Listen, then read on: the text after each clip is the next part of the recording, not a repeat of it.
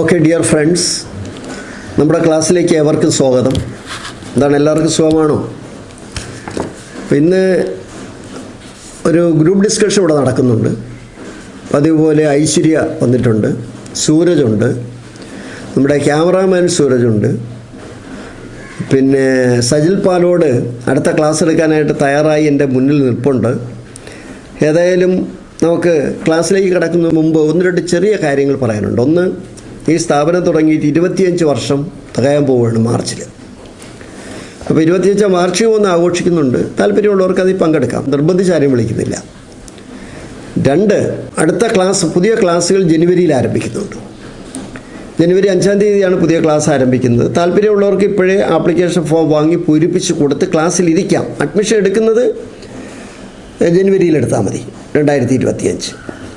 അപ്പോൾ ഇതിനിടയിൽ ചിലർക്കൊരു സംശയം എന്ന് പറയണത്, ഇത് 2000 തുടങ്ങുമ്പോഴത്തേക്ക് ഫ്രണ്ട്സ് എന്ന് പറയുന്ന സ്ഥാപനം തുടങ്ങുമ്പോൾ ആദ്യത്തെ 3 വർഷം ഒരാളിൻ്റെ നിന്ന് 1 രൂപ പോലും വാങ്ങിച്ചിട്ടില്ല. എൻ്റെ പോക്കറ്റിൽ നിന്നാണ് ഈ ഫോട്ടോസ്റ്റാറ്റും മറ്റുമൊക്കെ എടുത്തു കൊടുത്തത്. 2003 ശേഷം ഒരു വർഷത്തേക്ക് 150 രൂപയായിരുന്നു. അതിനുശേഷം കുറച്ച് നാൾ 300 രൂപയായിരുന്നു ഒരു വർഷത്തേക്ക്. അതിനുശേഷം കുറേ നാൾ കഴിഞ്ഞപ്പോഴത്തേക്ക് അത് 500 രൂപയാക്കി. പിന്നീട് കഴിഞ്ഞ വർഷം വരെ 500 രൂപയായിരുന്നു. പിന്നീട് ഇപ്പോൾ ഒരു വർഷം ഞങ്ങൾ 2000 രൂപ ഒരു വർഷത്തേക്ക് വാങ്ങുന്നുണ്ട്. 5 ദിവസത്തെ ഫുൾ ടൈം ക്ലാസ് നടത്തുന്നതിന് വേണ്ടിയിട്ടാണ്. ഈ ക്ലാസ്സുകൾ തുടങ്ങിയത് ഗവൺമെൻറ് സ്കൂളിലാണ്. ഗവൺമെൻറ് സ്കൂളുകളിലാണ് ഈ ക്ലാസ്സുകൾ നടന്നുകൊണ്ടിരുന്നത്. അപ്പോൾ ഗവൺമെൻറ് സ്കൂളിലാകുമ്പോൾ നമുക്ക് പൈസ വേണ്ട, കാരണം അത് സ്കൂൾ വെറുതെ തന്നതാണ്. 150 രൂപ കൊടുത്താൽ ഒരു വർഷം പഠിക്കാം, 4 അണയുടെയും ചിലവില്ല. അങ്ങനെ ജോലി കിട്ടിപ്പോയ ഒരു ധാരാളം പേരുണ്ട്. വലിയ വലിയ നിലകളിലിരിക്കുന്നവരാണ്, എനിക്ക് പറയാൻ പോലും പറ്റാത്ത നിലകളിലിരിക്കുന്നവരാണ്. അത്രമാത്രം സ്ഥാനമാനങ്ങളുള്ളവരാണ്. വളരെ സന്തോഷം. പിന്നീട് എല്ലാ ഗവൺമെൻറ് സ്കൂളുകളും ഞങ്ങൾക്ക് തന്നിട്ടുണ്ട്. പിന്നെ ഈ കല്യാണപ്പുരകളിലേക്ക് പോയപ്പോഴത്തേക്കാണ് അതിൻ്റെ വാടകയ്ക്ക് കുട്ടികൾ അന്ന് കൂടുതലുണ്ടായിരുന്നുകൊണ്ട് 10 രൂപ വെച്ച് വാങ്ങിച്ചു. ഒരു കുട്ടിയുടെ കയ്യിൽ നിന്ന് 10 രൂപ വാടക കൊടുക്കാനാണ്. അപ്പോൾ അന്ന് 500 രൂപ ഫീസുള്ളൂ. പിന്നീട് കല്യാണപ്പുരകൾ പിന്നെ കിട്ടാതായി. പിന്നീട് വന്നപ്പോഴത്തേക്കാണ് സ്ഥിരമായി ഒരു ഹാള് വാടകയ്ക്കെടുത്തു. ഇപ്പോൾ സ്ഥിരമായിട്ടൊരു ഹാളാണ് വാടകയ്ക്കെടുത്തിരിക്കുന്നത്. ആ ഹാളിൽ നമുക്കൊരു വാടക കൊടുക്കണം. ഈ കുട്ടികളുടെ കയ്യിൽ നിന്ന് ഒരു ദിവസം 20 രൂപ വാങ്ങും, ആർക്കെങ്കിലും ഈ ശീതീകരിച്ച ക്ലാസ്സിലിരുന്ന് പഠിക്കുന്നവർ. അത് മാത്രമല്ല, പിന്നെ മനസ്സ് കല്ലുകൊണ്ടുണ്ടാക്കിയിട്ടുള്ള ആളുകളും ഈ സമൂഹത്തിലുണ്ട്. അവർ മനസ്സിലാക്കണം, ഈ 20 രൂപ ഒരു കുട്ടിയുടെ നിന്ന് വാങ്ങുന്നത് ഞങ്ങൾക്ക് അത് വാടക കൊടുക്കാനാണ്. നിങ്ങൾക്ക് താല്പര്യമില്ലെങ്കിൽ വരെയും വേണ്ട, കൊടുക്കുകയും വേണ്ടല്ലോ. വേറൊരു പ്രശ്നം, 200 രൂപ ഫൈനെന്ന് പറഞ്ഞത് ആ പറഞ്ഞവന് 100% ശരിയാണ്. ഞാൻ കൺഗ്രാജുലേറ്റ് ചെയ്യുകയാണ്. അതെനിക്ക് പറയാനുള്ളൊരു അവസരം ഉണ്ടാക്കി തന്നല്ലോ. 200 രൂപ ഫൈനാണ് ഒരു ദിവസം വന്നില്ലെങ്കിൽ. ഞെട്ടിപ്പോയാൽ വരാത്തവർക്ക് ഫൈൻ കൊടുത്താൽ മതി. വീട്ടിൽ നിന്ന് ഇറങ്ങിയാൽ ആ ഹാളിൽ വന്നിരിക്കണം. വീട്ടിൽ നിന്ന് ക്ലാസ്സിൽ നിന്ന് പറഞ്ഞു വന്നാൽ അവിടെ വരണമെങ്കിൽ പിന്നെ 200 രൂപ കൊടുക്കണ്ടല്ലോ. ഈ റിസൾട്ട് ഉണ്ടായത് ഇങ്ങനെ കൃത്യമായി വന്നതുകൊണ്ടാണ്. അവിടെ AC ഇല്ല, ലിഫ്റ്റില്ല. അതുമാത്രമല്ല, അധ്യാപകർക്ക് ഭാരിച്ച ശമ്പളം കൊടുക്കാൻ ഞങ്ങളിതില്ല. ഈ കമൻ്റ് എഴുതിയ കുട്ടികളൊരു കാര്യം മനസ്സിലാക്കുക, ഞങ്ങൾ ഈ ക്ലാസ് നടത്തുന്നത് ഏറ്റവും ബുദ്ധിമുട്ടുള്ള ആളുകളുടെ മക്കൾക്ക് വേണ്ടിയിട്ടാണ്. നിങ്ങളെപ്പോലെ പണക്കാരായ ആളുകൾക്ക് വേണ്ടിയിട്ടുള്ളതല്ല. നിങ്ങൾ ഈ AC മുറിയിലിരുന്ന് ഇങ്ങനെ ചാരി കിടക്കുന്ന കസേരയിൽ കിടന്ന് പഠിക്കുന്നവരാണ്, അല്ലെങ്കിൽ ആയിരക്കണക്കിന് റാങ്ക് ഫയലുകൾ വാങ്ങി പഠിക്കുന്നവരാണ്. ഇതില്ലാത്തവർക്ക് വേണ്ടിയാണ് ചക്രവാണി സാർ ഇത് ചെയ്യുന്നത്. അപ്പോൾ ആ കമൻ്റ് എഴുതിയ കുട്ടി മനസ്സിലാക്കുക, 2000 രൂപ ഒരു വർഷം കൊടുക്കണം, പിന്നെ ആ വർഷം ഫീസ് കൊടുക്കണ്ട, പിന്നെ 20 രൂപ വരുന്നതിൻ്റെ അന്നെല്ലാം കൊടുക്കണം, ഒരു ദിവസം വന്നില്ലെങ്കിൽ 200 രൂപ കൊടുക്കണം എന്ന് പറഞ്ഞാൽ വീട്ടിൽ നിന്ന് ഇറങ്ങിയാൽ ഹാളിൽ വരണം. അല്ലാതെ വീട്ടിൽ നിന്ന് ഇറങ്ങിയിട്ട് കോവളം കാണാൻ പോകാൻ പറ്റില്ല, പൊന്മുടി കാണാൻ പോകാൻ പറ്റില്ല. വീട്ടിൽ നിന്ന് ഇറങ്ങിയിട്ട് ഗ്രൂപ്പ് വർക്ക് കനകക്കുന്ന് കൊട്ടാരത്തിൽ അതൊന്നും ഇവിടെ നടക്കില്ല. എല്ലാവരും കൂടെ ഗ്രൂപ്പായിട്ട് നമുക്ക് സിനിമയ്ക്ക് പോകാം, അതൊന്നും നടക്കില്ല. ഈ 200 രൂപ എന്ന് പറയുന്നത് ക്ലാസ്സിൽ വരാനാണെന്ന് ആ കല്ലുകൊണ്ട് ഹൃദയമുണ്ടായ ആ കുട്ടി മനസ്സിലാക്കി വെച്ചേക്കുക. ഇത് ഏറ്റവും സാധാരണക്കാർക്ക് വേണ്ടിയിട്ടുള്ളതാണെന്ന് വീണ്ടും ഞാൻ ഒരിക്കൽ കൂടി പറയണം. ഇപ്പോൾ ക്ലിയർ ആയല്ലോ? ഇനി എന്തെങ്കിലും പറയാനുണ്ടോ? എന്തെങ്കിലും ഞാൻ വിശദീകരണം തരേണ്ടതുണ്ടോ? ശരി, അപ്പോൾ മറ്റൊന്നും പറയാനില്ല. ഇവിടെ നൈറ്റ് ബാച്ച് നടക്കുന്നുണ്ട്. 5:30 തുടങ്ങി 8:30 വരെയാണ് നൈറ്റ് ബാച്ച്. 5:30 തുടങ്ങി, അതായത് 3 മണിക്കൂർ കിട്ടും. സാധാരണഗതിയിൽ നിങ്ങൾ 3000 രൂപയും കൊടുത്ത് 1000 രൂപ കൊടുത്ത് മാസം പഠിക്കാൻ പോകുന്നിടത്ത് കൃത്യം 3 മണിക്കൂർ നിങ്ങൾക്ക് പഠിത്തം കിട്ടുമോ? മുഴുവൻ ടെസ്റ്റ് പേപ്പറല്ലേ, PSC ബുള്ളറ്റിൻ എഴുത്തല്ലേ സാധാരണഗതിയിൽ നടക്കുന്നത്. പിന്നെ ഉത്തരം വിളിച്ച് പറഞ്ഞ് നിങ്ങൾ തളർന്ന് വീട്ടിൽ ചെന്ന് കിടന്ന് ഉറങ്ങിയല്ലേ ചെയ്യുന്നത്. പിന്നെ നിങ്ങൾക്ക് 2 ദിവസം സംസാരിക്കാൻ പറ്റുമോ? അതൊന്നും വേണ്ടല്ലോ. അപ്പോൾ നൈറ്റ് ക്ലാസ്സിന് ആഴ്ചയിൽ 6 ദിവസത്തെ ക്ലാസ്സാണ്. നൈറ്റ് ക്ലാസ് ഒരു പറ്റിപ്പാണ് നൈറ്റ് ക്ലാസ്. അതുകൊണ്ടാണ് ഈ 6 ദിവസം വെച്ചത്. അപ്പോൾ ഇതിനിടയ്ക്ക് 3 ദിവസത്തെ നൈറ്റ് ക്ലാസ്സിൽ പോയാലുള്ള ബെനിഫിറ്റ് എന്താ? ഇത് പഠിപ്പിക്കുന്ന എല്ലാവരും അധ്യാപകരാണ്. കൂടുതലും ആ ക്ലാസ്സിൽ ഞാൻ തന്നെയാണ് ആ ക്ലാസ്സിൽ ഇരിക്കുന്നത്. എന്നാൽ എല്ലാ വിഷയങ്ങളും ആ ക്ലാസ്സിൽ പഠിപ്പിക്കുകയും ചെയ്യും. താല്പര്യമുള്ളവർ വന്നാൽ മതി. ഇപ്പോൾ ഞാൻ ഈ ഫ്രണ്ട്സിൽ 2000 രൂപ കൊടുത്ത് നിങ്ങൾ വരണ്ട. നിങ്ങൾക്ക് നാണക്കേടാണ്. നിങ്ങൾക്ക് റബ്ബർ എസ്റ്റേറ്റ് ഉള്ളവരും തെങ്ങിൻ തോപ്പുള്ളവരാണ്, ഇഷ്ടംപോലെ സമ്പത്തുള്ളവരാണ്. അങ്ങനെ സമ്പത്തുള്ളവർ ഈ 2000 രൂപയ്ക്ക് സൗജന്യമായി പഠിക്കാൻ വരണ്ട. മനസ്സിലായിക്കോളൂ, പണ്ട് കുട്ടികൾ തറയിലിരുന്നാണ് പഠിച്ചത്. ന്യൂസ് പേപ്പറുമായിട്ടാണ് എൻ്റെ സ്ഥാപനത്തിൽ വരുന്നത് കുട്ടികൾ തറയിലിരിക്കാൻ. ഇപ്പോൾ പിന്നെ കസേരയൊക്കെ ഉണ്ട്, കുഴപ്പമില്ല. അപ്പോൾ നിങ്ങളുടെ താല്പര്യമുള്ളവർ മാത്രം വന്നാൽ മതി, ഇല്ലാത്തവർ വരണ്ട. നിങ്ങൾ എവിടെയെങ്കിലും പോയി ഉത്തരം വിളിച്ചു പറഞ്ഞ് നിങ്ങളുടെ തൊണ്ട വികസിക്കട്ടെ. ഇതൊക്കെ ഈ നാട്ടിൽ നടക്കുന്ന സാധാരണ കാര്യങ്ങളാണ് ഞാൻ ഈ പറയുന്നത്. 50 വർഷക്കാലം ഈ ഫീൽഡിൽ നിന്നതിൻ്റെ അനുഭവങ്ങളാണ് ഞാൻ ഈ പറയുന്നത്. ശരി, അപ്പോൾ ഇങ്ങനെ പറഞ്ഞുകൊണ്ടിരുന്നാൽ മതിയോ? ചെറിയ ചെറിയ വിഷമങ്ങളും മറ്റുമൊക്കെ വരും. ഒരുപാട് വിഷമങ്ങൾ ഉണ്ടായ വർഷമാണിത്. മനഃപൂർവ്വം ചില വിഷമങ്ങൾ, അല്ലാത്ത വിഷമങ്ങൾ, രോഗങ്ങൾ ഒക്കെ ഉണ്ടായ വർഷങ്ങളാണ്. ഇതൊന്നും കൊണ്ട് നമുക്ക് ജീവിതം മെഷീൻ പോലെ നിർത്തിവെക്കാൻ പറ്റില്ല. ഇത് മുന്നോട്ട് പോയേ പറ്റുള്ളൂ. ജീവിതം മുന്നോട്ട് പോയേ പറ്റുള്ളൂ. നിങ്ങൾക്കും ജീവിതം ഉണ്ടാകണം. നമ്മളെ ആശ്രയിക്കുന്ന ധാരാളം പേര് ഈ ക്ലാസ്സിലുണ്ട്. ഈ ക്ലാസ് കണ്ടിട്ട് നിങ്ങളിതിൻ്റെ അഭിപ്രായങ്ങൾ എഴുതുക തന്നെ വേണം. നിങ്ങൾ അഭിപ്രായങ്ങൾ എഴുതുന്നില്ല പലരും. ചുമ്മാ ക്ലാസ് കണ്ടിട്ട് രഹസ്യമായിട്ട് അങ്ങ് പോകും. എന്നാൽ ആ ക്ലാസ് നല്ലതാണ്. ഇല്ല, ക്ലാസ് കൊള്ളില്ല, ചക്രവാണി സാറിൻ്റെ സംസാരം ഒന്ന് നിർത്തണം. നിങ്ങൾ എന്തുകൊണ്ടോ പറഞ്ഞോളൂ. ഇത് നിങ്ങൾ എന്തെഴുതിയാലും ഞങ്ങൾ ഡിലീറ്റ് ചെയ്യില്ല, അതുറപ്പാണ്. നിങ്ങൾ എന്ത് ഇതിനകത്ത് എഴുതിയാലും, നിങ്ങൾ എന്ത് ആക്ഷേപിച്ചാലും ഞങ്ങൾ ഉടനെ അത് ഡിലീറ്റ് ചെയ്ത് കളയില്ല. ഈ സമൂഹം വായിക്കട്ടെ, അത് കാണട്ടെ, മനസ്സിലാക്കട്ടെ. നിങ്ങൾ എഴുതുന്നത് നിങ്ങളുടെ ശീതീകരിച്ച മുറിയിലിരിക്കുന്നവർക്ക് വേണ്ടിയാണ്, അല്ലെങ്കിൽ അത് നടത്തുന്നവർക്ക് വേണ്ടിയാണ്, ഉത്തരം വിളിച്ചു പറയുന്നവർക്ക് വേണ്ടിയാണെന്ന് എനിക്ക് നന്നായിട്ടറിയാം. ഇതുകൊണ്ടൊന്നും പിൻവാങ്ങുന്ന പ്രശ്നമില്ല. മരണത്തിന് മാത്രമേ പ്രത്യേകിച്ചും എന്നെ പരാജയപ്പെടുത്താൻ പറ്റുള്ളൂ, സംശയം വേണ്ട. ശരി, അപ്പോൾ ഇനി കാര്യത്തിലേക്ക് കിടക്കും. ഞാൻ പറഞ്ഞ് കേട്ട് പേടിച്ചു ശരി, അപ്പോൾ നമുക്ക് വിഷയത്തിലേക്ക് കിടക്കാം. ഇന്നത്തെ വിഷയം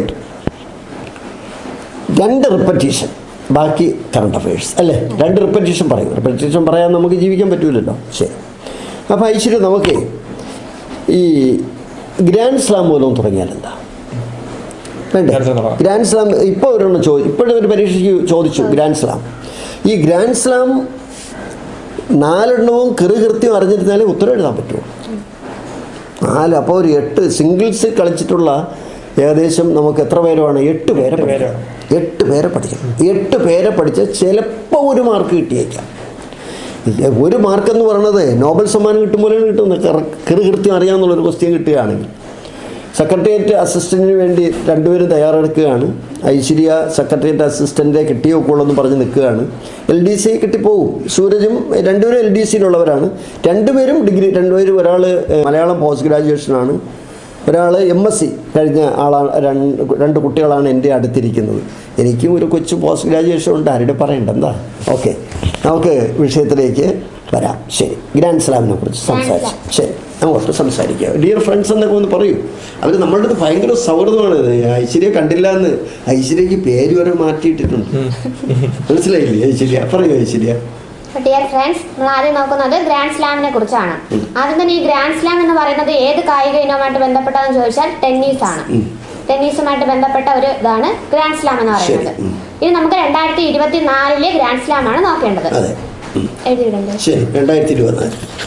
അതെ, ഞാൻ ചോദിക്കണതല്ല, ഈ 2024 ഗ്രാൻഡ് സ്ലാം പഠിക്കാൻ എന്തെങ്കിലും ചെറിയ യുക്തിയോ ബുദ്ധിയോ എന്തെങ്കിലും ഉണ്ടോ?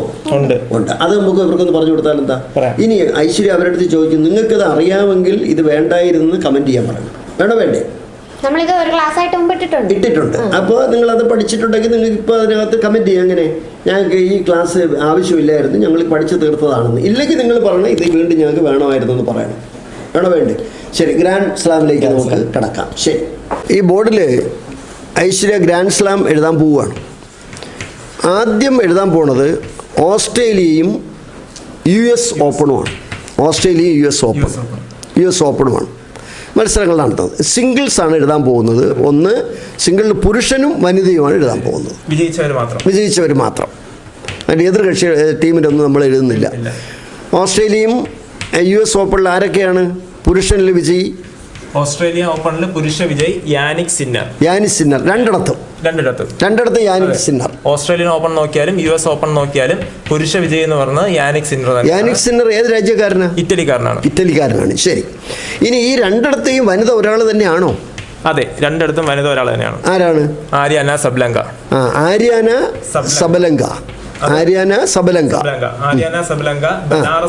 Belarus Aryna Sabalenka. അപ്പോൾ ഇപ്പം 4 നിങ്ങൾ പഠിച്ചു കഴിഞ്ഞു അല്ലേ? അതായത് ഓസ്ട്രേലിയൻ ഓപ്പണും US ഓപ്പണും നിങ്ങൾ പഠിച്ചു കഴിഞ്ഞു. ആരൊക്കെയാണ്? യാനിക് സിന്നറും ആര്യാന സബലങ്ക. രണ്ടിടത്തും വിജയിച്ചതും യാനിക് സിന്നറാണ്. US ഓപ്പൺ രണ്ടിടത്ത് ചോദിച്ച വനിത ചോദിച്ചാലും ആര്യാന സബലങ്ക. ഇനി നമുക്ക് ഫ്രഞ്ചിലേക്കും വിംബിൾട്ടണിലേക്കും പോയാൽ എന്താ? ഈ ഫ്രഞ്ചിലും വിംബിൾട്ടണിലും പുരുഷൻ എന്ന് പറയുന്നത് കാർലോസ് അൽക്കാരസ്. ഒരാൾ തന്നെയാണ്. Carlos Alcaraz. രണ്ടിടത്തും കാർലോസ് അൽക്കാരസ്. നോക്കൂ, അപ്പോൾ എന്ത് എളുപ്പമാണ് ഇത് പഠിക്കാൻ അല്ലേ? എന്ത് എളുപ്പമാണെന്ന് ആലോചിച്ച് നോക്കും. അപ്പോൾ ഓസ്ട്രേലിയൻ ഓപ്പണും US ഓപ്പണും ജയിച്ച പുരുഷനും വനിതയും ഒരേ ആള് തന്നെ. ശരിയല്ലേ? ശരി. ഫ്രഞ്ച് ഓപ്പണും വിംബിൾട്ടണിലും ജയിച്ച പുരുഷൻ ഒരാളെ തന്നെ. ആരാണ്? Carlos Alcaraz. ഏത് രാജ്യക്കാരനാണ്? സ്പെയിൻ. ഇനി നമുക്ക് പിന്നെ സ്ത്രീ കഥാപാത്രത്തെ ഒന്ന് ആലോചിച്ച് നോക്കാം. ആരാണ്? ഫ്രഞ്ച് ഓപ്പൺ വിജയിച്ച വനിത ഇഗ സ്വിയാടെക്. നമുക്ക് ബോർഡിൽ സ്വിയാടെക്. ശരി തന്നെ. വിംബിൾട്ടൺ ജയിച്ചത് ബാർബോറ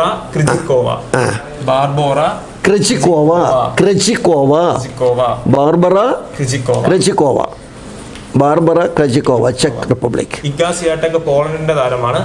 അതേസമയം ബാർബോറ ക്രെജിക്കോവ ചെക്ക് റിപ്പബ്ലിക്കിന്റെ താരമാണ്. ഇവിടെ വേണമെങ്കിൽ ഒരു കാര്യം, വിംബിൾട്ടണും ഈ ബാർബറയുടെ ആ രണ്ട് പേരുകൾ തമ്മിൽ ഒരു ചെറിയൊരു കണക്ഷൻ ഉള്ളതുകൊണ്ട് അങ്ങനെ ഓർമ്മിക്കാം. എന്തായാലും ഒരു കാര്യം ചെയ്തോട്ട് ഐശ്വര്യ തന്നെ ഒന്ന് വിവരിക്കട്ടെ. നമ്മൾ 2024 ഗ്രാൻഡ് സ്ലാമാണ് എഴുതിയത്. അതിൽ പഠിക്കാനുള്ള ഒരു എളുപ്പ വഴിയാണ് നമ്മൾ ആദ്യം തന്നെ പറഞ്ഞത്. ഓസ്ട്രേലിയൻ ഓപ്പണും US ഓപ്പണും വിജയിച്ചത് ഒരേ വ്യക്തികൾ തന്നെയാണ്, പുരുഷനും വനിതയും.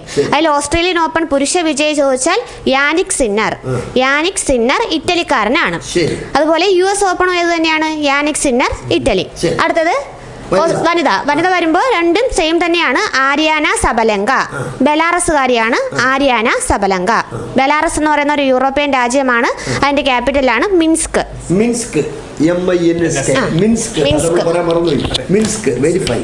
നിങ്ങൾ എന്ത് കേട്ടാലും ഏത് ഭൂഖണ്ഡമാണെന്നും ഏത് തലസ്ഥാനമാണെന്നും നിങ്ങൾ പറഞ്ഞിരിക്കണം. അത് നമ്മളെ ചില ഐഡന്റിറ്റിയാണ്. പട്ടണ ഇല്ലാത്ത ഏറ്റവും കുറവുള്ള രാജ്യം ചോദിച്ചാലും ഇല്ലാത്ത രാജ്യമാണ് ബെലാറസ്. പട്ടണ ഏറ്റവും കുറവുള്ള രാജ്യമാണ് ബെലാറസ്. ശരി. അടുത്തത് ഫ്രഞ്ച് ഓപ്പൺ പുരുഷ വിജയി പറയുന്നത് കാർലോസ് അൽക്കാരസ് ആണ്. സ്പെയിൻ സ്വദേശിയാണ്. അടുത്തത് അതിൽ വനിത വരുന്നത് ഫ്രഞ്ച് ഓപ്പൺ വനിതാ വിഭാഗം വിജയ് ഇഗ സ്വിയാടെക്, പോളണ്ടുകാരിയാണ്. അടുത്ത് വരുന്ന പോളണ്ട് തലസ്ഥാനം. ശരി. അടുത്തത് പോളണ്ട് എടുത്ത ഭൂഖണ്ഡത്തിലാണ്, യൂറോപ്യൻ ഭൂഖണ്ഡമാണ്. ശരി. അടുത്തത് വിംബിൾഡൺ ആണ്. വിംബിൾഡൺ പുരുഷ വിജയ് കാർലോസ് അൽക്കാരസ് തന്നെയാണ്. നമ്മൾ പറഞ്ഞു രാജ്യം സ്പെയിൻ ആണ്. സ്പെയിനിന്റെ ക്യാപിറ്റൽ മാഡ്രിഡ് ആണ്. അടുത്തത് വിംബിൾഡൺ വനിതാ വിഭാഗം വിജയ് ബാർബറ ക്രെജിക്കോവ, ചെക്ക് റിപ്പബ്ലിക് താരമാണ്. തലസ്ഥാനം പ്രാഗ് അല്ലേ? ചെക്ക് റിപ്പബ്ലിക്കിന്റെ തലസ്ഥാനം ഏതാണ്? പ്രാഗ് ആണെന്ന് മനസ്സിലാക്കി വെച്ചോളൂ. അപ്പോൾ ഇപ്പോൾ ഐശ്വര്യ പറഞ്ഞ യുക്തി എന്ന് പറയുന്നത് ഓസ്ട്രേലിയൻ ഓപ്പണും US ഓപ്പണും വിജയിച്ചത് ഒരേ ആളുകൾ തന്നെയല്ല. ഇനി ഫ്രഞ്ച് ഓപ്പണും അതുപോലെ തന്നെ പിന്നെ വിംബിൾട്ടണും ജയിച്ചത് പുരുഷൻ ഒരേ ആള് തന്നെ. സ്ത്രീ ഇഗ സ്വിയാടെക്കും പിന്നെ ബാർബറ ക്രെജിക്കോവയുമാണ്. ഈ ക്വസ്റ്റ്യൻ നിങ്ങൾക്ക് ക്ലിയർ ആണോ? നിങ്ങൾ പറയണം, സാർ ഇത് ഞങ്ങൾക്ക് അറിയാമായിരുന്നു, ഇത് ഞങ്ങൾക്ക് വേണ്ടായിരുന്നു എന്ന് നിങ്ങൾ പറയണം. അല്ലെങ്കിൽ നിങ്ങൾ പറയണം ഈ ട്രിക്ക് ഞങ്ങൾക്ക് മനസ്സിലായി. അതുകൊണ്ട് ഞങ്ങൾ എൻ്റെ കൂടെ ഇരിക്കുന്ന ഈ വിദ്യാർത്ഥികളൊന്ന് അനുമോദിക്കാൻ പറ്റുമെങ്കിൽ അനുമോദിക്കുക. ചക്രവാണി സാറിന് അനുമോദനങ്ങളും സ്വാഗതവും കൃതജ്ഞതയും ഒന്നും വേണ്ട. പക്ഷെ ഇവർ വളർന്നു വരുന്നവരാണ്. ഇവർ മറ്റേതെങ്കിലും സ്ഥാപനത്തിൽ പോയി പഠിപ്പിച്ചിരുന്നുവെങ്കിൽ നിങ്ങൾ വളരെ പ്രശസ്തരായ അധ്യാപകരായി മാറുമായിരുന്നു. വേണ്ടിയിരുന്ന സ്ഥാപനം തുടങ്ങായിരുന്നു. ഒരു കൊച്ചു AC കൂടെ വെച്ചാൽ മതിയായിരുന്നു. മനസ്സിലായില്ലേ? നമുക്ക് അടുത്ത വിഷയത്തിലേക്ക് കിടക്കാം. ശരി, അപ്പോൾ ഒരു ക്വസ്റ്റ്യനാണ് നമ്മൾ കഴിഞ്ഞത്. ശരിയല്ലേ? നമുക്ക് അടുത്ത ഏത് ക്വസ്റ്റ്യൻ നോക്കാം? കോഡ് രാജ്യങ്ങളാണ്. ഓ, എന്താണ് ഈ കോഡ്? കോഡ് എന്ന് പറയുമ്പോൾ 4 രാജ്യങ്ങൾ ചേരുന്ന ഒരു സംഘടനയാണ് കോഡ് എന്ന് പറയുന്നത്. നിങ്ങൾ മാത്സിൽ ക്വാഡ്രിലാറ്ററൽ എന്ന് പറയില്ലേ? ചതുർഭുജം. ചതുർഭുജം. അപ്പൊ 4 കാര്യങ്ങളെ കുറിച്ചാണ് ഇവിടെ പറയാൻ പോകുന്നത്. ശരിയല്ലേ? കോഡ് രാജ്യങ്ങൾ. ശരി, അപ്പൊ ഈ കോഡ് രാജ്യങ്ങൾ നമ്മൾ QAD കോഡ് UAD ക്വാഡ്രിലാറ്ററലിന്റെ ആദ്യ ഭാഗമല്ലേ കോഡ്? ആ കോഡല്ലേ ഉപയോഗിക്കുന്നത്. അപ്പൊ ഇതിന് മൊത്തത്തിൽ പറയുന്ന കോഡ് രാജ്യങ്ങൾ എന്നാണ്. അത് വാങ്ങിച്ചിട്ട് ആ കോഡിന്റെ മലയാളം കൂടെ എഴുതുന്നുണ്ട്. അപ്പൊ ഐശ്വര്യം സംസാരിച്ചിട്ട് മതി. കോഡ് രാജ്യങ്ങൾ QUAD അതാണ് കോഡ്. അപ്പൊ 4 രാജ്യങ്ങൾ ചേരുന്ന ഒരു സംഘടനയാണ് കോഡ് രാജ്യങ്ങൾ എന്ന് പറയുന്നത്. ഈ കോഡ് എന്നതിന്റെ സംഘടനയുടെ മുഴുവൻ പേര് പറയുന്നത് ക്വാഡ്രിലാറ്ററൽ സെക്യൂരിറ്റി ഡയലോഗ് എന്നാണ്. 2007 ഇത് രൂപീകരിച്ചത്. ഇനി നമ്മൾ ആ 4 രാജ്യങ്ങൾ ഏതൊക്കെയെന്നാണ് പറയാൻ പോകുന്നത്. അത് വരച്ചു കാണിക്കാം. നമ്മൾ പറഞ്ഞ കോഡ് രാജ്യങ്ങൾ ഏതൊക്കെയാണ് ഒന്ന് വരച്ചു കാണിക്കാനായിട്ട് പോകുന്നത്. 4 രാജ്യങ്ങളാണ്. കോഡിന്റെ മലയാളം കൂടെ ഒന്ന് എഴുതി കാണിക്കൂ. കോഡ് 4 രാജ്യങ്ങളാണ് ഇതിലുള്ളതെന്ന് പറഞ്ഞു. അതിൽ ഒരെണ്ണം വരുന്നത് ഏതാണ്? അമേരിക്കൻ ഭൂഖണ്ഡത്തിൽ നിന്നാണ് ഒരെണ്ണം വരുന്നത്. അത് അമേരിക്ക തന്നെയാണ്. ഒന്ന് അമേരിക്ക. ഇനി രണ്ടാമത് വരുന്നത്, പിന്നെ അടുത്ത് വരുന്നത് ഏഷ്യൻ ഭൂഖണ്ഡത്തിൽ നിന്നാണ്. ഏഷ്യൻ ഭൂഖണ്ഡത്തിൽ നിന്ന് വരുന്നത് നമ്മുടെ ഇന്ത്യ തന്നെയാണ്. ഇന്ത്യ. പിന്നെ ഒന്ന് വരുന്നത് ജപ്പാൻ. 2, 3. പിന്നെ ഒരെണ്ണം വരുന്നത് ഓസ്ട്രേലിയൻ ഭൂഖണ്ഡത്തിൽ നിന്ന് ഓസ്ട്രേലിയ. ഞാൻ ചോദിക്കട്ടെ? അതിൽ പസഫിക് ഓഷ്യൻ എവിടെ കിടക്കുന്നത്? അറ്റ്ലാന്റിക് ഓഷ്യൻ എവിടെ കിടക്കുന്നത്? യൂറോപ്പ് എവിടെ കിടക്കുന്നത്? ആഫ്രിക്ക എവിടെ കിടക്കുന്നത്? ഏഷ്യ കണ്ട്. ഏഷ്യയിൽ ഒരു ഇന്ത്യയുടെ ഒരു ചെറിയ മാർക്ക് ചെയ്യാം. ഇന്ത്യ മാർക്ക് ചെയ്തു. ചൈന പിന്നീട് അങ്ങോട്ടുണ്ട്. ജപ്പാനൊക്കെ ഉണ്ട്. അത് പോട്ടെ. പിന്നീട് ഓസ്ട്രേലിയ കളിച്ചു. അത് അന്റാർട്ടിക്ക. ഇത്രയും നമ്മളിവിടെ രേഖപ്പെടുത്തി. അപ്പോൾ കോഡ് രാജ്യങ്ങളിൽ എത്ര രാജ്യങ്ങളാണുള്ളത്? 4 രാജ്യങ്ങളാണ്. ഏതൊക്കെയാണ് ഒന്നുകൂടെ പറയും? USA, India. USA എന്ന് പറയുമ്പോഴത്തേക്ക് വടക്കേ അമേരിക്കൻ ഭൂഖണ്ഡം. വടക്കേ അമേരിക്കൻ ഭൂഖണ്ഡത്തിൽ നിന്ന് USA കോഡിലുണ്ട്. അടുത്തത് ഏഷ്യൻ ഭൂഖണ്ഡത്തിൽ നിന്ന് 2 രാജ്യങ്ങൾ കോഡ് രാജ്യങ്ങളിലുണ്ട്. ഇന്ത്യയും ജപ്പാനും. ശരി. പിന്നെ വരുന്നത് ഓസ്ട്രേലിയൻ ഭൂഖണ്ഡത്തിൽ നിന്ന് ഓസ്ട്രേലിയ. ഇത്രയുമാണ് കോഡ് രാജ്യം. അത് കോഡ് സമ്മേളനത്തിന് പ്രധാനമന്ത്രി പോകുന്നു എന്ന് പറയുമ്പോഴത്തേക്ക് നമ്മൾ വിചാരിക്കും എന്താണ് ഈ കോഡ്? അപ്പോൾ ഇപ്പോൾ കാര്യം മനസ്സിലായി. 4 രാജ്യങ്ങളുടെ ഒരു സുരക്ഷിതത്വത്തെ സംബന്ധിച്ച ഒരു ചർച്ച നടക്കുന്നിടമാണ്. ഏത്? ഇൻഡോ പസഫിക് മേഖലയുടെ സുരക്ഷയാണ് ലക്ഷ്യമിടുന്നത്. ശരി. അപ്പോൾ അങ്ങനെയാണെങ്കിൽ ഈ ഓരോ രാജ്യത്തെക്കുറിച്ചും ഒരു 2-3 പോയിന്റ് നമുക്ക് പറയേണ്ടതുണ്ട്. അപ്പോൾ അങ്ങനെയാണെങ്കിൽ ഐശ്വര്യ അത് അഴിച്ചിട്ട് USA എന്ന് എഴുതിയിട്ട് നമുക്ക് 3-4 പോയിന്റ് ചുമ്മാ പറഞ്ഞിട്ട് പോയാൽ പിന്നെ നമ്മൾ റാങ്ക് ഫയർ പറയും പോലെ ആയിപ്പോകുന്നത്. അപ്പോൾ നമ്മൾ ഈ പറഞ്ഞ കോഡ് രാജ്യങ്ങളിൽ അമേരിക്കയെക്കുറിച്ച് പറയുമ്പോഴത്തേക്ക് അമേരിക്കയെക്കുറിച്ച് 3-4 പോയിന്റുകൾ അവിടെ എഴുതാൻ പോകുന്നത്. USA എന്ന് ഹെഡിങ് എഴുതുക. USA എന്ന് ഹെഡിങ് എഴുതുക. ഐശ്വര്യ, ഞാൻ ഒരു ക്വസ്റ്റ്യൻ ചോദിക്കട്ടെ. എനിക്ക് ഒരു അടിമയായിരിക്കാൻ ഇഷ്ടമല്ല. അതേപോലെ തന്നെ എനിക്ക് ഒരു യജമാനനായിരിക്കാനും ഇഷ്ടമല്ല. എനിക്കൊരു അടിമയായിരിക്കാൻ എനിക്ക് ഇഷ്ടമേ അല്ല. അതേപോലെ ഒരു യജമാനനായിരിക്കാൻ എനിക്ക് ഇഷ്ടമല്ല എന്ന് പറഞ്ഞത് ഈ അമേരിക്കയുമായിട്ട് വല്ല ബന്ധമുണ്ടോ? എന്താണ്? എബ്രഹാം ലിങ്കൺ ആണ് അങ്ങനെ പറഞ്ഞത്. അപ്പോൾ അത് നമുക്ക് വേണമെങ്കിൽ എഴുതാം. എനിക്ക് ഒരു അടിമ കുത്തുകുത്തു മതി. അത് അത്ര മതി. അവർ കേട്ടോണ്ടിരിക്കുകയല്ലേ? ശരി. ഈ പറഞ്ഞ കൊട്ടേഷൻ നിങ്ങൾക്ക് അറിയാമായിരുന്നു? എബ്രഹാം ലിങ്കന്റെ കൊട്ടേഷൻ. ശരി. ഇനി അമേരിക്കയെ കുറിച്ച് ചില കാര്യങ്ങൾ എഴുതാൻ പോകണം. അമേരിക്കയുടെ എത്രാമത്തെ പ്രസിഡന്റ് ആണ്? Donald Trump. എത്രാമത്തത്? 47ാമത്. 47. ഏത് പാർട്ടി? Republican party. അടയാളം എന്താണ്? ആന അടയാളമാണ് അല്ലേ? അതേസമയം 46ാമത്തെ അമേരിക്കയുടെ പ്രസിഡന്റാണ് ജോ ബൈഡൻ. അപ്പോൾ ജോ ബൈഡനെ കുറിച്ച് നമ്മൾ പറയുമ്പോൾ നിലവിൽ അമേരിക്കൻ പ്രസിഡന്റ് ആരാണ്, ജനുവരി 20 വരെ ചോദിച്ചു കഴിഞ്ഞാൽ അത് ജോ ബൈഡനാണ്. കാരണം ജനുവരി 20 മാത്രമേ ട്രംപ് അധികാരം ഏറ്റെടുക്കുള്ളൂ. അപ്പൊ ട്രംപ് ഇനി വരുമ്പോൾ 47ാമത്തെ അമേരിക്കയുടെ പ്രസിഡന്റാണ് ട്രംപ്. അതേസമയം 45ാമത്തെ അമേരിക്കയുടെ പ്രസിഡന്റ് ചോദിച്ചാലും ട്രംപ് തന്നെയാണ്. 45 ട്രംപ്, 46ാമത്തെ ജോ ബൈഡൻ, 47ാമത്തത് 45-47 അല്ലേ? 45-47. ശരി. അമേരിക്കയിൽ എത്ര സ്റ്റേറ്റുകളാണ് ഉള്ളത്? 50 സ്റ്റേറ്റുകളാണ് ഉള്ളത്. ഈ 50 സ്റ്റേറ്റിനെ ഞാൻ ഒരു ഇക്വേഷനിലേക്ക് കൊണ്ടുവരാൻ പോകുന്നു. 48+2.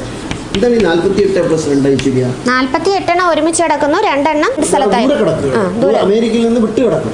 അതിലൊന്നാണ് അലാസ്ക. അലാസ്ക. ഈ കാനഡയുടെ അടുത്ത് കിടക്കുന്നതാണ് അലാസ്ക. അമേരിക്കയുടെ ഏറ്റവും വലിയ സ്റ്റേറ്റും ഏതാണ്? അലാസ്കയാണ്. പിന്നെ അമേരിക്കയുടെ ഒരു സ്റ്റേറ്റ് കിടക്കുന്നത് ഹവായ് ദ്വീപിലാണ്. മനസ്സിലായല്ലോ? ഹവായ് ദ്വീപ് പസഫിക്കിലെ ജപ്പാന്റെ അടുത്താണ് കിടക്കുന്നത്. ഈ ഹവായ് ദ്വീപ് എന്ന് കേട്ടപ്പോൾ ഐശ്വര്യക്ക് എന്താ തോന്നിയത്? Pearl Harbor.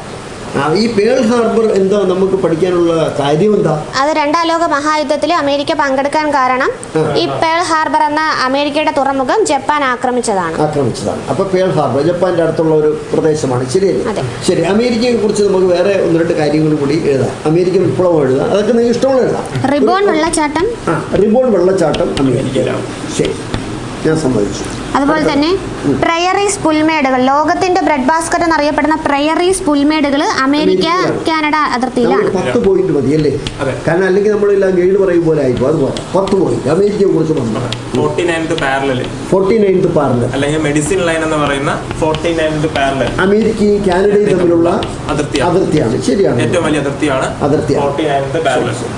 ഏറ്റവും വലിയ സമ്പദ്ഘടനയുള്ള രാജ്യം ഏതാണ്? അമേരിക്കയാണ്. ലോകത്തിലെ 1ാമത്തെ സാമ്പത്തിക ശക്തി എന്ന് പറയുന്നത് അമേരിക്കയാണ്. ശരി, ഇനി അമേരിക്കയെ കുറിച്ച് നമുക്ക് അമേരിക്കൻ സ്വാതന്ത്ര്യ സമരം നടന്ന വർഷം 1776 76 ജൂലൈ 4 പ്രഖ്യാപനം നടത്തിയത്. ജൂലൈ 4 അമേരിക്കയുടെ സ്വാതന്ത്ര്യ ദിനം. എന്നാൽ അമേരിക്കയുടെ സ്വാതന്ത്ര്യ പ്രഖ്യാപനം ബ്രിട്ടൻ അംഗീകരിച്ചതെന്നാണ് 1783 പാരീസ് ഉടമ്പടിയിലാണ്. അത് എഴുതിയോ?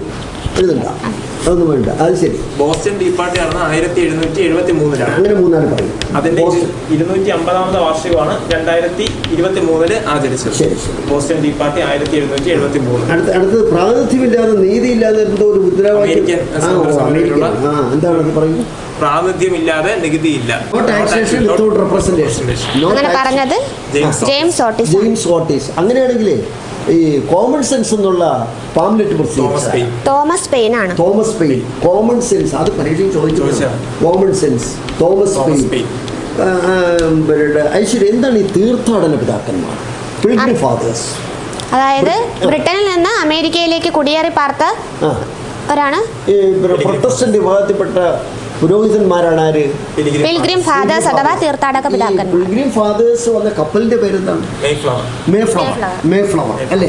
ശരി. അപ്പൊ നമുക്ക് അമേരിക്കയെ കുറിച്ച് ഒരു ചെറിയ വിശദീകരണം നടത്തി. ഇനി ഒരു ജീക ക്വസ്റ്റ്യൻ കൂടെ ഞാൻ ചോദിക്കാം. അമേരിക്ക കിടക്കുന്നത് ഗ്രീനിച്ച് രേഖയുടെ കിഴക്കാണോ പടിഞ്ഞാറാണോ? ഗ്രീനിച്ച് രേഖയുടെ പടിഞ്ഞാറാണ്. അത് മനസ്സിലാവാത്തവരാരെങ്കിലും ഉണ്ടോ? അമേരിക്ക കിടക്കുന്നത് ഗ്രീനിച്ച് രേഖയുടെ പടിഞ്ഞാറാണെന്ന് പറഞ്ഞത് മനസ്സിലാകാത്ത ആരെങ്കിലും ഉണ്ടോ? ഇനി അമേരിക്ക കിടക്കുന്നത് ഭൂമധ്യരേഖയുടെ വടക്കാണോ തെക്കാണോ? വടക്കാണ്. അമേരിക്ക കിടക്കുന്നത് പസഫിക് ഓഷന്റെ പടിഞ്ഞാറ് ഭാഗത്താണ്. ശരിയാണോ തെറ്റാണോ? പസഫിക് ഓഷന്റെ കിഴക്ക് ഭാഗത്താണ്. നമ്മൾ പറഞ്ഞത് അമേരിക്കയുടെ സ്ഥാനമാണ് പറഞ്ഞത്. അമേരിക്ക ഗ്രീനിച്ച് രേഖയുടെ കിഴക്ക് ഭാഗത്താണ് സ്ഥിതി ചെയ്യുന്നത് പറഞ്ഞ തെറ്റാണ്. ഗ്രീനിച്ച് രേഖയുടെ പടിഞ്ഞാറ് ഭാഗത്താണ് സ്ഥിതി ചെയ്യുന്നത്. അതുപോലെ ഇത് ഭൂമധ്യരേഖ, ഇത് ഗ്രീനിച്ച് രേഖ. ഇനി അമേരിക്ക ഏകദേശം, ഇത് പസഫിക് ഓഷന്. അമേരിക്ക ഏകദേശം ഇവിടെയാണ് വരുന്നത്. അതാണ് അമേരിക്ക. അപ്പോൾ ഈ പസഫിക് ഓഷന്റെ ഏത് ഭാഗത്താണ് അമേരിക്ക കിടക്കുന്നത്? പസഫിക് ഓഷന്റെ കിഴക്ക് ഭാഗം. ഇത് കിഴക്ക് ഭാഗമാണ്. പസഫിക് ഓഷന്റെ കിഴക്ക് ഭാഗം. അമേരിക്കയുടെ പടിഞ്ഞാറ് ഭാഗത്ത് കിടക്കുന്ന, അമേരിക്കയുടെ പടിഞ്ഞാറ് ഭാഗത്താണ് പസഫിക് ഓഷൻ. അപ്പൊ ഇതാണ് ഗ്രീനിച്ച് രേഖ എന്ന് പറഞ്ഞാൽ ഗ്രീനിച്ച് രേഖയുടെ ഏത് ഭാഗത്താണ്? പടിഞ്ഞാറ് ഭാഗത്താണ് അമേരിക്ക കിടക്കുന്നത്. ഇനി ഇത് ഭൂമധ്യരേഖയാണ്. ഭൂമധ്യരേഖയുടെ വടക്ക് ഭാഗത്താണ് അമേരിക്ക, മുകളിലോട്ട് വടക്ക്. അങ്ങനെയാണെങ്കിൽ ഞാൻ ഒരു ക്വസ്റ്റ്യൻ, ഐശ്വര്യ അവിടെ നിൽക്ക്. അമേരിക്ക കിടക്കുന്നത്, ഞാൻ ഈ പറയുന്ന പ്രസ്താവന ശരിയാണോ തെറ്റാണോ നോക്കണം. അമേരിക്ക കിടക്കുന്നത് വടക്കൻ പസഫിക്കിനും വടക്കൻ അറ്റ്ലാന്റിക് ഓഷന്റെയും ഇടയിലാണ്. ശരിയാണോ തെറ്റാണോ? പറയുമ്പോഴത്തേക്ക് അവിടെ ഒന്ന് കൈവീണം. അമേരിക്ക കിടക്കുന്നത് പറയും. അമേരിക്ക കിടക്കുന്നത് വടക്കൻ പസഫിക്കിനും വടക്കൻ അറ്റ്ലാന്റിക്കിനും ഇടയിലാണ് കിടക്കുന്നത്. ശരി. അമേരിക്കയുടെ മുകളിലോട്ട് ആർട്ടിക് പ്രദേശങ്ങളും എക്സിമോകൾ താമസിക്കുന്ന ഇഗ്ലു ഉണ്ട്. ശരിയാണ്. അവരുടെ വീട്ടിന്റെ പേരാണ് ഇഗ്ലു എന്ന് പറയുന്നത്. ശരിയാണോ തെറ്റാണോ? ശരിയാണ്. അമേരിക്കയുടെ തൊട്ട് മുകളിലാണ് കാനഡ കിടക്കുന്നത് പറയുന്നത്. ശരിയാണ്. അമേരിക്കയുടെ തൊട്ട് മുകളിലുള്ള കാനഡയെ ലിറ്റിൽ അമേരിക്ക എന്ന് വിളിച്ചാൽ ശരിയാണ്. ജസ്റ്റിൻ ട്രൂഡോ അവിടുത്തെ പ്രധാനമന്ത്രിയാണോ ഈ കാനഡയുടെ? അമേരിക്കയുടെ താഴോട്ടാണ് മെക്സിക്കോ കിടക്കുന്നത് പറയുന്നത്. ശരിയാണോ? ശരിയാണ്. എല്ലാം ശരിയെന്നാണ് പറഞ്ഞത്. ശരി, അടുത്തത്. അപ്പൊ ഒരു രാജ്യം കഴിഞ്ഞു. നമ്മൾ എന്തിനെ കുറിച്ചാണ് പറയുന്നത്? ഇടയ്ക്കിടയ്ക്ക് പറയണം. കോഡ് രാജ്യങ്ങളെ കുറിച്ചാണ് പറഞ്ഞുകൊണ്ടിരുന്നത്. അതിലൊരു അംഗമാണ് USA കുറിച്ചാണ് പറഞ്ഞത്. അത് അപ്പോൾ നമ്മൾ ചില വിശദീകരണങ്ങൾ USA കുറിച്ച് കൊടുത്തതാണ്. ശരിയല്ലേ? റിബോൺ വെള്ളച്ചാട്ടങ്ങൾ പറയുന്നത് നല്ലതായി മറന്നിരിക്കുകയാണ്. റിബോൺ വെള്ളച്ചാട്ടം അമേരിക്കയിലാണ്. ശരി. അതുപോലെ മിസോറി, മിസിസിപ്പി നദിയൊക്കെ എവിടെയാണ്? അമേരിക്കയിലാണ്. ഇതൊക്കെ നമ്മൾ സാധാരണ രീതിയിൽ ഒന്ന് ചർച്ച ചെയ്യണം. ശരിയാണ്. ഇത് രാവിലെ പോലെ രാത്രി വരെ റാങ്ക് പേര് എടുത്ത് വെച്ച് നോക്കും. കാരണം നാളെ ടെസ്റ്റ് പേപ്പർ 1 മുതൽ 8 പേജ് വരെയാണ്. ഇല്ലേ? ശരി, അടുത്ത് പറയൂ. അടുത്ത കോഡ് രാജ്യം ഏതാണ്? അടുത്ത നമ്മൾ പിന്നെ പറയുന്നത് ഏഷ്യൻ ഭൂഖണ്ഡത്തിൽ നിന്ന് ഇന്ത്യയെ കുറിച്ച് കൂടുതൽ നിങ്ങൾ പറയേണ്ട, പരീക്ഷയിൽ ചോദിക്കാൻ ചാൻസ് ഉള്ള 10 ക്വസ്റ്റ്യൻ അത് റിപ്പീറ്റ് ചെയ്ത് ഉള്ളത് തന്നെ ആയിരുന്നോട്ടെ. നമ്മൾ കോഡ് രാജ്യങ്ങളിൽ ഉള്ള ഒരു അംഗമായിരുന്നു USA കുറിച്ച് നമ്മൾ കുറച്ച് പോയിന്റ്സ് ആണ് പറഞ്ഞത്. ഇനി അടുത്ത കോഡിൽ അംഗമായ രാജ്യമാണ് ഇന്ത്യയെക്കുറിച്ച് ഇതുവരെ PSC ചോദിച്ചിട്ടുള്ളതും നമ്മൾ റിപ്പീറ്റ് ആയിട്ട് പറഞ്ഞിട്ടുള്ളതുമായ കുറച്ച് കാര്യങ്ങളാണ് ഇനി അടുത്ത് പറയാൻ പോകുന്നത്. അത് ഇന്ത്യയുടെ ഒരു പടം വരച്ച് തന്നെ പറഞ്ഞായിരിക്കും നല്ലത് അല്ലേ? ഇന്ത്യ, ഭാരത്. ഇന്ത്യയുടെ യഥാർത്ഥ പേര് റിപ്പബ്ലിക് ഓഫ് ഇന്ത്യ എന്നാണ്. ഭാരത്. ശരി. India is A union of States എന്നാണ്. അപ്പോൾ ഇന്ത്യയുടെ പടം വരച്ചു കഴിഞ്ഞു.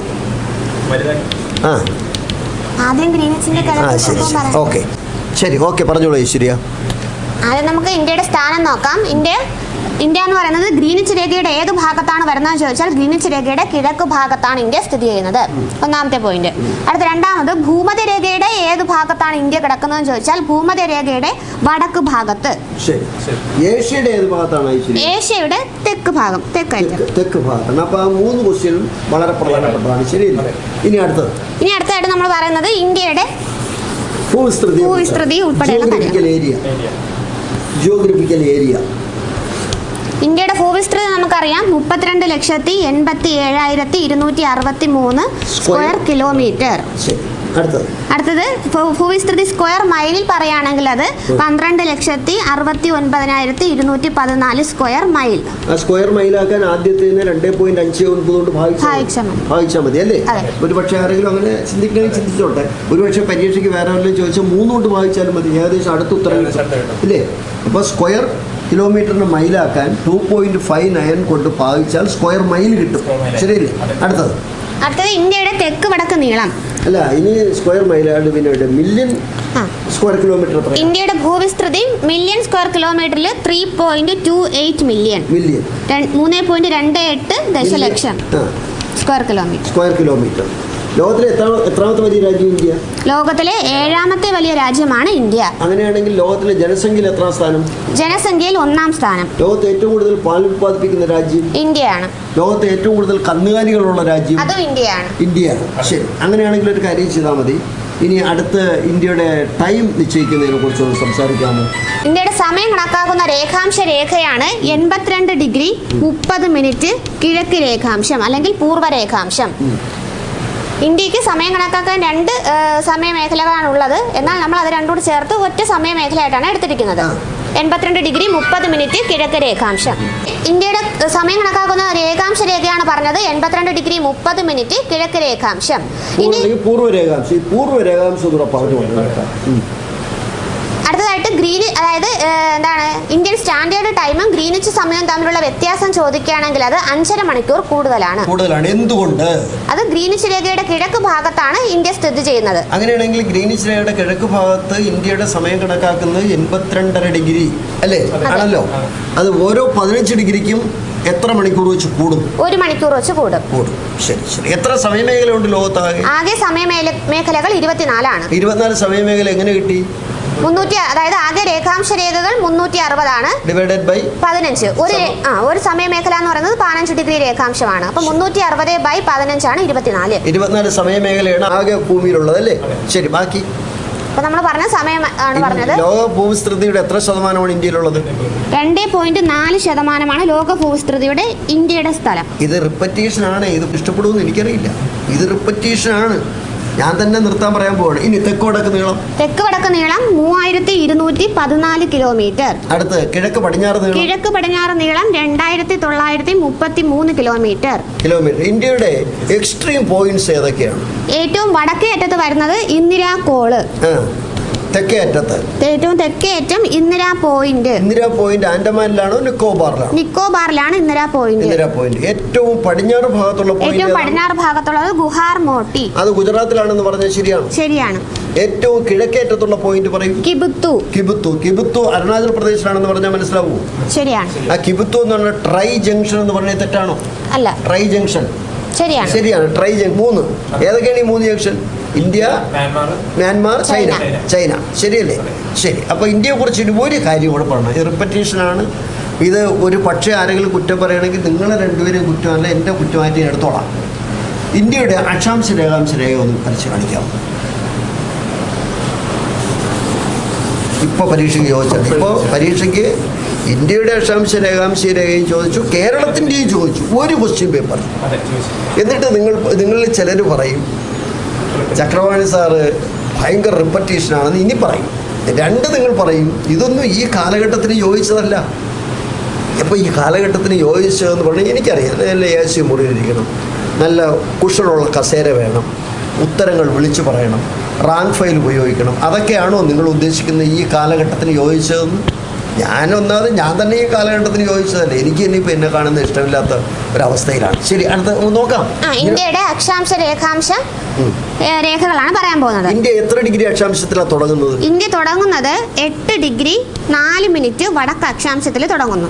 വടക്ക് അക്ഷാംശം ഭൂമധ്യരേഖയ്ക്ക് വടക്ക്. ഭൂമധ്യരേഖയുടെ വടക്ക്. ഭൂമധ്യരേഖ 0 ഡിഗ്രി അക്ഷാംശത്തു നിന്ന് തുടങ്ങി 8 ഡിഗ്രി 4 മിനിറ്റ് തുടങ്ങും. ഇന്ത്യയുടെ സ്ഥലം എവിടെ അവസാനിക്കും?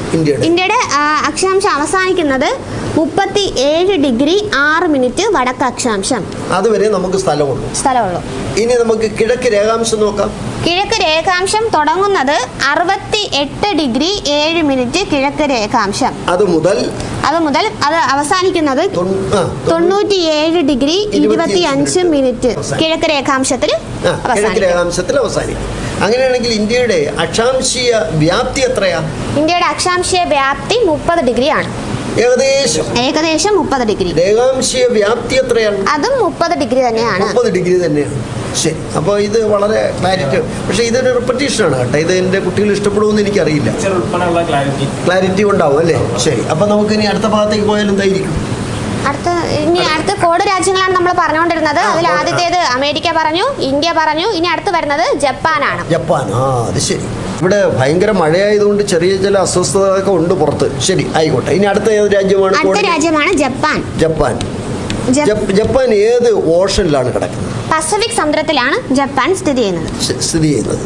തലസ്ഥാനം ഏതാണ്? ജപ്പാന്റെ തലസ്ഥാനം ടോക്കിയോയിൽ ഈ ഇടയ്ക്ക് ഒളിമ്പിക്സുമായിട്ട് ബന്ധപ്പെട്ട് എന്തെങ്കിലും നടന്ന? 2020 ഒളിമ്പിക്സ് നടന്നു. ശരി, 32ാമത്തെ ഒളിമ്പിക്സ് നടന്നു ജപ്പാനിൽ. ശരി. അപ്പോൾ ഇനി ജപ്പാനിനെ കുറിച്ചുള്ള ചില കാര്യങ്ങളാണ് നമുക്ക് 10 പോയിന്റ് പറയൂ. ജപ്പാന്റെ പഴയ പേര് നിപ്പോൺ. ശരി. സുനാമി എന്നുള്ള പദം എവിടെ നിന്ന് വന്നതാണ്? ജാപ്പനീസ് വാക്കാണ് സുനാമി. ഒറിഗാമി എവിടെ നിന്നാണ് ഡെവലപ്പ് ചെയ്തത്? ജപ്പാനിലെ വസ്ത്രധാരണ രീതിയുടെ പേരെന്താണ്? കിമോണ. അവിടുത്തെ ആത്മഹത്യാ രീതിയുടെ പേരെന്താണ്? ഹരാക്കിരി. സുമോ ഗുസ്തി എവിടെ ഡെവലപ്പ് ചെയ്തത്?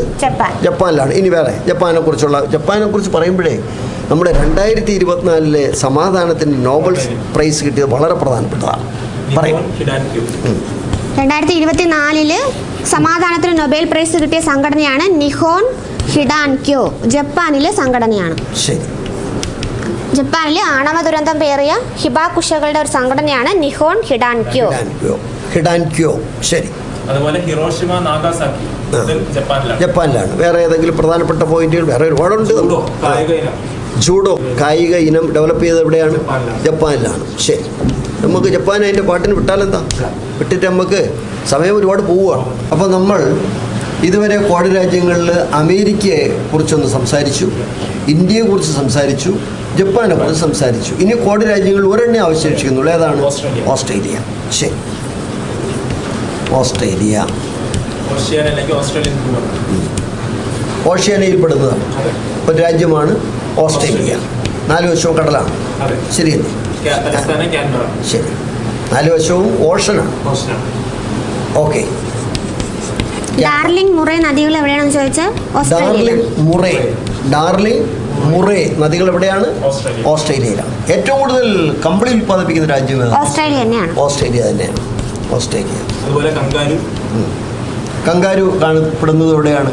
ഓസ്ട്രേലിയയിലാണ്. വേറെ പിന്നെ 6 തവണ ICC ഏകദിന ലോകകപ്പ് നേടിയ രാജ്യം ചോദിച്ചാലും ഓസ്ട്രേലിയയാണ്. അപ്പൊ ഏറ്റവും കൂടുതൽ തവണ ICC ഏകദിന ലോകകപ്പ് ക്രിക്കറ്റ് ലോകകപ്പ് നേടിയത് ഓസ്ട്രേലിയയാണ്. വേറെ അതുപോലെ പിന്നെ ഉള്ളതാണ് കൺകറന്റ് ലിസ്റ്റ്. ഈ കൺകറന്റ് ലിസ്റ്റ് ഏത് രാജ്യത്തു നിന്നാണ് കടമെടുത്തതെന്ന് ചോദിച്ചാൽ അത് ഓസ്ട്രേലിയയിൽ നിന്നാണ്. കൺകറന്റ് ലിസ്റ്റ് കടമെടുത്തത് ഓസ്ട്രേലിയയിൽ നിന്നാണെന്ന് ഇവിടെ നിന്ന് ഓർത്തു വയ്ക്കുക. ഔദ്യോഗിക ഭാഷ ഇംഗ്ലീഷാണ്. ആന്റണി ആൽബനീസ് ആണ് നിലവിലെ പ്രധാനമന്ത്രി. ഇവിടെ നമ്മുടെ ബോർഡിൽ കാണാം ആന്റണി ആൽബനീസ്. പിന്നെ ഏറ്റവും വലിയ പവിഴക്കുറ്റ്, ലോകത്തിലെ തന്നെ ഏറ്റവും വലിയ പവിഴക്കുറ്റായ ഗ്രേറ്റ് ബാരിയർ റീഫ് കാണുന്നതും ഓസ്ട്രേലിയയിലാണ്. ചോദിച്ചാണ് ലോകത്തിലെ ഏറ്റവും വലിയ പവിഴക്കുറ്റ് കാണുന്നത് ഓസ്ട്രേലിയയിലാണ്, ഗ്രേറ്റ് ബാരിയർ റീഫ്. ഇത്രയാണ് ബേസിക് ആയിട്ട് നമുക്ക് ഓസ്ട്രേലിയയെ കുറിച്ച് പറയാനുള്ളത്. അപ്പോൾ ഇതുവരെ നമ്മൾ പല കാര്യങ്ങൾ സംസാരിച്ചു. ക്വാഡ് രാജ്യങ്ങളെ കുറിച്ച് പറഞ്ഞപ്പോൾ ഐശ്വര്യ അതിനെക്കുറിച്ച് ഒരു ചെറിയ വിശദീകരണം നിങ്ങൾക്ക് തന്നിട്ടുണ്ട്. ഇനി വേറൊരു ക്വസ്റ്റ്യൻ ഞാൻ ഇരിക്കും ഐശ്വര്യ. അപ്പോൾ ഐശ്വര്യ ഇരിക്കും. ഞാൻ ഒരു കാര്യം കൂടെ ചോദിക്കട്ടെ ഐശ്വര്യ. ഈ ഓസ്ട്രേലിയ കിടക്കുന്നത് ഉത്തരാർദ്ധ ഗോളത്തിലാണോ ദക്ഷിണാർദ്ധ ഗോളത്തിലാണോ? ദക്ഷിണാർദ്ധ ഗോളത്തിലാണ്. ഓസ്ട്രേലിയ കിടക്കുന്നത് ഗ്രീനിച്ച് രേഖയുടെ കിഴക്കാണോ പടിഞ്ഞാറാണോ? ഗ്രീനിച്ച് രേഖയുടെ കിഴക്കാണ് ഓസ്ട്രേലിയ കിടക്കുന്നത്. ശരിയല്ലേ? ശരി. വേറെ നമുക്ക് ക്വാഡ് രാജ്യങ്ങളെ കുറിച്ച് എന്താണ് പറയാനുള്ളത്? കോഡിനെ കുറിച്ച് ഇനി നോക്കേണ്ടത് കറണ്ട് അഫയർ ഫാക്ടുകളാണ്. കോഡ് നമ്മൾ പറഞ്ഞു 2007 ആരംഭിച്ചു. 2007 ആരംഭിച്ചെങ്കിലും 2008 ആയപ്പോഴത്തേക്കും പ്രവർത്തനം അവസാനിപ്പിച്ചു. പിന്നീട് വീണ്ടും തുടങ്ങിയത് 2017 അങ്ങനെ 2017 തുടങ്ങി 2024 കോഡിന്റെ സമ്മേളനം നടന്നത് എവിടെയാണെന്ന് ചോദിച്ചാൽ അത് അമേരിക്കയിലാണ്. അമേരിക്കയിലെ സ്ഥലം ചോദിക്കാം, വിൽമിംഗ്ടൺ. WILMINGTON, Wilmington. ഇതിന്റെ പ്രത്യേകത എന്താണെന്ന് പറഞ്ഞു കഴിഞ്ഞാൽ വാഷിംഗ്ടണിന് പുറത്ത് അങ്ങനെ ഈ സമ്മേളനങ്ങളൊന്നും നടത്താറില്ല. അപ്പൊ വാഷിംഗ്ടണിന് പുറത്ത് നടത്തിയ ഒരു സമ്മേളനമാണ് അമേരിക്കയിലെ വിൽമിംഗ്ടൺ 2024 കോഡ് സമ്മേളനം. ഈ വിൽമിംഗ്ടൺ എന്താണെന്ന് പറഞ്ഞാൽ ജോ ബൈഡൻ 46ാമത്തെ അമേരിക്കയുടെ പ്രസിഡന്റായ ബൈഡന്റെ ജന്മദേശം വിൽമിംഗ്ടൺ ആണ്. അതാണ് അതിന്റെ ഒരു പ്രത്യേകത. 2025 കോഡ് സമ്മേളനം നടക്കുന്നത് ഇന്ത്യയിലാണ്. അത് ഏറ്റവും പ്രധാനപ്പെട്ടതാണ്. ഈ ക്വസ്റ്റ്യൻ പരീക്ഷയ്ക്ക് ചോദിക്കും. അപ്പോൾ സുരേഷ് സാർ, കോഡ് രാജ്യങ്ങൾ എന്ന് പറയുന്നത് എത്ര രാജ്യങ്ങളുടെ കൂട്ടായ്മയാണ്? 4 രാജ്യങ്ങളുടെ കൂട്ടായ്മയാണ് കോഡ് രാജ്യങ്ങൾ. എന്നാണ് ഈ കോഡ് രാജ്യങ്ങൾ രൂപീകരിച്ചത്? 2007 കോഡ് രാജ്യങ്ങൾ രൂപീകരിച്ചത്. അതിന്റെ 6ാമത്തെ സമ്മേളനം എവിടെ വെച്ചാണ് നടന്നത്? 2024 2024 6ാമത്തെ സമ്മേളനം നടന്നത് ചോദിച്ചു കഴിഞ്ഞാൽ അമേരിക്കയിലാണ്. അതിന്റെ 7ാമത്തെ സമ്മേളനം നടക്കാൻ പോകുന്നത് എവിടെയാണ്? ഇന്ത്യയിലാണ്. അപ്പൊ കോഡിന്റെ 7ാം സമ്മേളനം എവിടെയാണ്? ഇന്ത്യയിൽ. ഈ ക്വസ്റ്റ്യൻ പരീക്ഷയ്ക്ക് പ്രതീക്ഷിക്കുന്നുണ്ടോ? തീർച്ചയല്ലേ പ്രതീക്ഷിക്കുന്നുണ്ട്. ഇന്ത്യയിലാണ്. ഓക്കെ ഡിയർ ഫ്രണ്ട്സ്, ഇന്നത്തെ ഈ ഗ്രൂപ്പ് ഡിസ്കഷൻ ഇവിടെ അവസാനിക്കുകയാണ്. ഞങ്ങൾ ധാരാളം കാര്യങ്ങൾ പറയാൻ വേണ്ടി വന്നതാണ്. കാലാവസ്ഥ ലേശം മോശമാണ് പുറത്ത്.